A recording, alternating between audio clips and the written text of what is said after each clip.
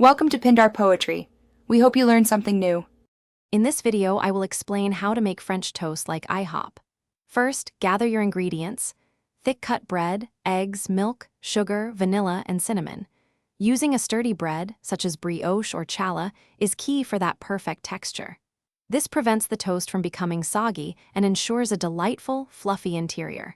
Make sure you have everything ready before you start mixing for a smooth cooking process. Now, let's create that signature IHOP batter.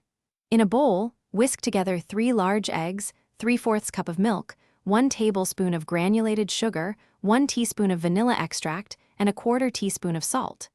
For an extra fluffy texture, some recipes suggest adding a few spoonfuls of all-purpose flour. Dip each thick slice of bread into the mixture, allowing it to soak for about 2 to 3 seconds per side, ensuring it's fully coated but not overly saturated. Next, it's time to cook your French toast to golden perfection.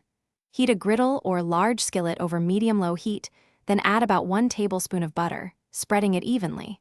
Place your soaked bread slices onto the hot surface. Cook each side for approximately 2 to 3 minutes, or until it achieves a beautiful golden brown color. This careful cooking ensures a crispy exterior and a wonderfully soft, custardy center, just like your favorite diner.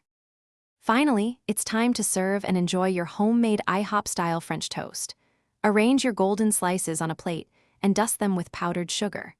Drizzle generously with warm maple syrup, and consider adding fresh fruit like strawberries or bananas, or a dollop of whipped cream for an extra treat. This delicious breakfast is perfect for any morning.